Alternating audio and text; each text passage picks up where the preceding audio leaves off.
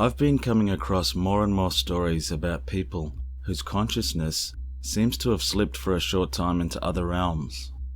Now, obviously, the skeptical conclusion is that they've suffered some sort of brief mental aberration causing some sort of fantastical delusion. But that's the conclusion skeptics have for everything out of the ordinary. What if reality is infinite? If consciousness is more than the chemical and electrical impulses of the brain, if it is something that is somehow beyond this physical existence, then why should it be impossible for our consciousness to experience other realms of existence, if such realms exist?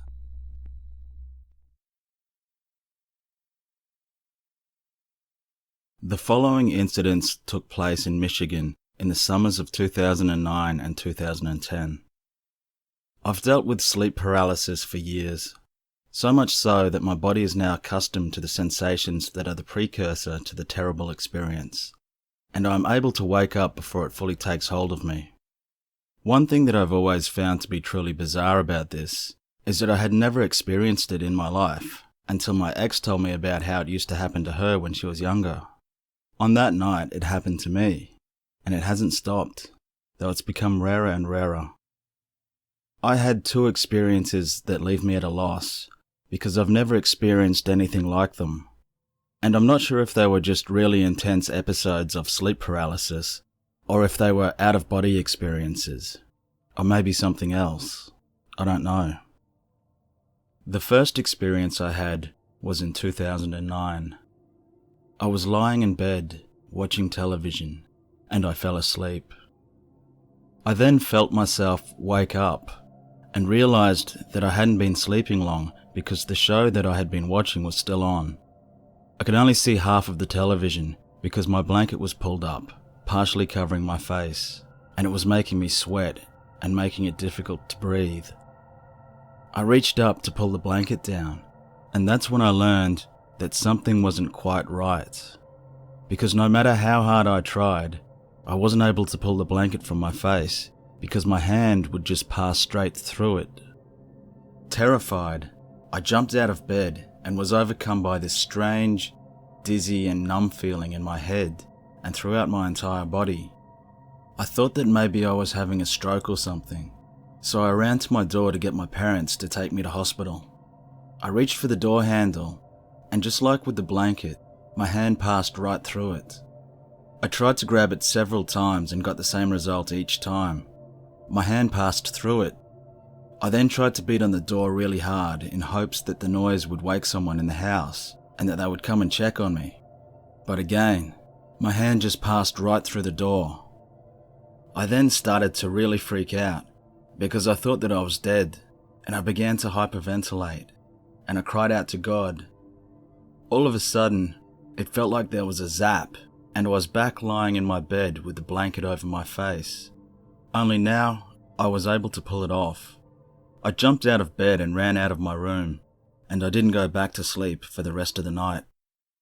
I told my mum about it the next day, but she didn't really believe me and said it was just a nightmare, which, for all I know, it might have been. My second occurrence happened about a year later, in the summer of 2010. It was mid-afternoon, and I was feeling tired, so I decided to take a nap.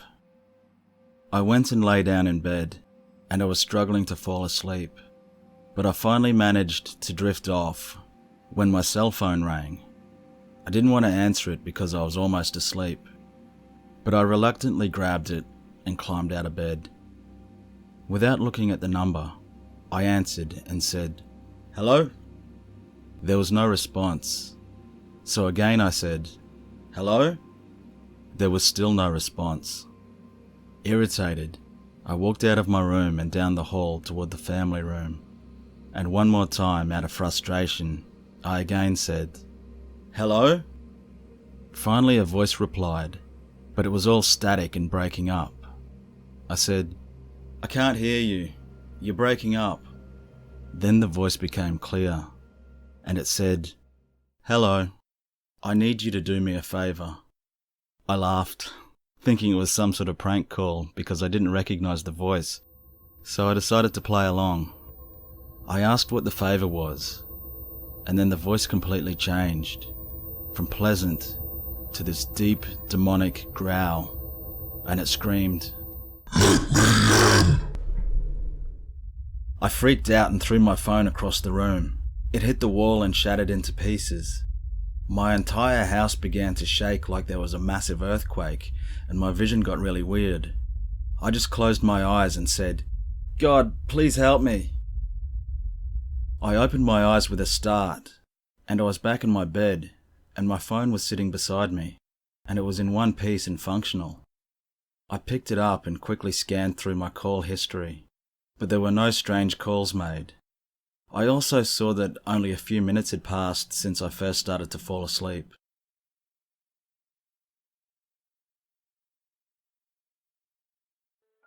I awoke at 3:33 a.m.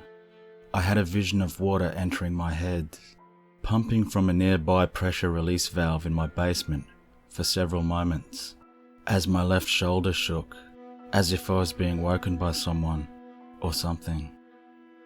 As I lay there thinking of what just happened, suddenly, I was not in my basement. I was standing at a massive gate, carrying the skeleton of what seemed to be a person, slumped over my left shoulder. As I looked upon this truly massive gate, there stood a gatekeeper. I asked to pass, but I was denied. I felt as if he peered within me, and I was unworthy. So I dropped the skeleton at his feet and told him, "This must be buried in a hidden place where no one can find it." And suddenly I emerged in a place of lush fields and grass, with a grand tree in the distance, which never seemed to get closer or further away. I picked up the skeleton, and as I walked this strange land, I encountered monstrous creatures that were just as curious about me as I was of them and their land. But we felt no fear of one another. I continued walking towards the grand tree, and soon came across a grave that had been dug. I knew this grave belonged to my passenger, so I lay the skeleton down and prepared its burial. It then transformed into a type of man and thanked me for the passage. He then asked, "Why did the gatekeeper allow your passing?" I replied, "I knew I needed to carry you across to a hidden place for burial." To which this man replied, "You are not in your body, you are traveling." The man then invites me to join him in a town to meet the people of his land, and upon the thought of travel, we arrived at a very old place with painted clay structures and lush green grasses. But oddly, I noticed there were no smells. Upon arrival, we encountered people that began to surround us and question my presence in their land. "Who are you?" So the man tells them, "He is from the other side." This frightened the people.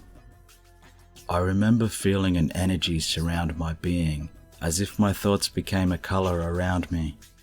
I became boastful in agreement with the man's story, acting out of character and beginning to feel powerful, truly, when suddenly a guard of sorts appeared before us and asks, "How did you come to our land?" Before I could answer, I was pulled up and I awoke on my cot. I had returned, and it was 4:48 a.m. At the start of this story, John Doe describes the sensation of rushing water in his head. This is actually commonly reported by those who have experienced astral projection. This next story is interesting. It seems that the observer was somehow able to perceive multiple realms and eras, which were somehow overlapped on each other.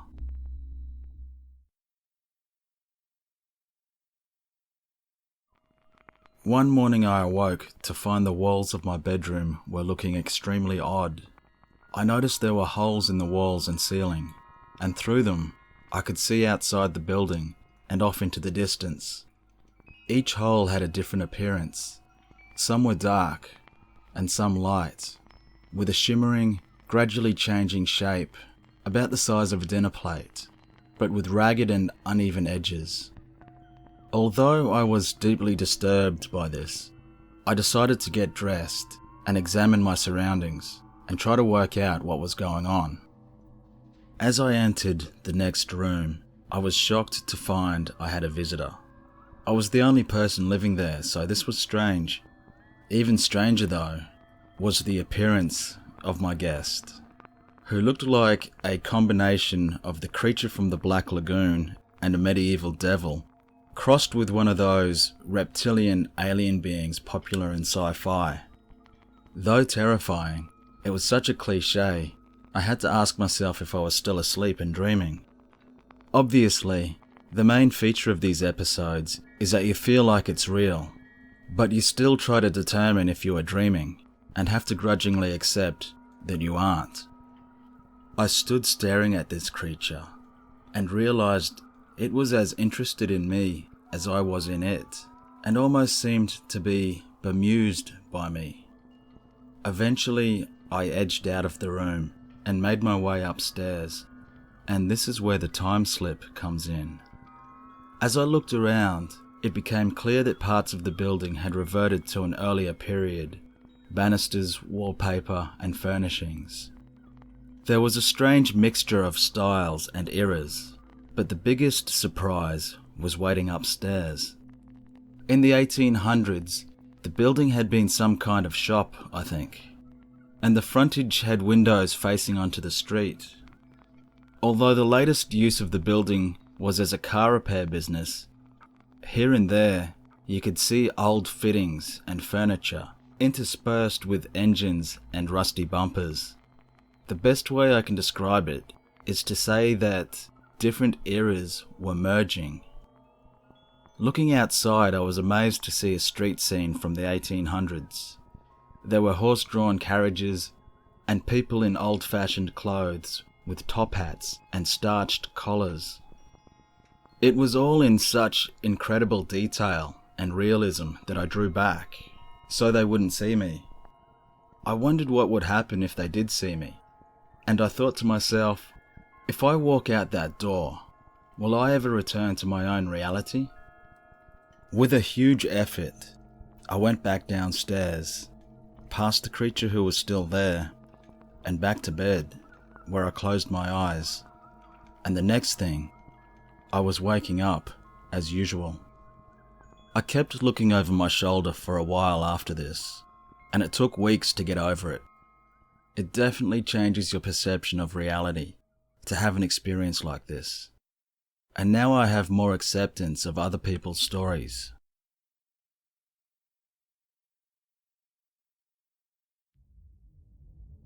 Around March 2017, I was sitting up on my computer when I was stunned to see some sort of dimensional opening on the wall in front of me. The creatures in their forest environment slowly began overlapping ours. As I sat there, I watched a small lizard scurry past me over my washstand. The carpet became leaf litter, and I could see two creatures fighting. They were dinosaurs, and they looked just like Utah raptors. The scariest part was when they noticed me. They turned and began walking towards my bed. When they got to the bed, they were hissing. They then turned and walked across the bottom of it while sniffing the air. They actually turned to avoid walking into the bed. All I could think of to do was to quickly clap my hands as hard as I could, and when I did, they turned and ran back into the wall, and the whole scene closed back up. I never smelled anything, but the creatures and I could clearly see and hear each other.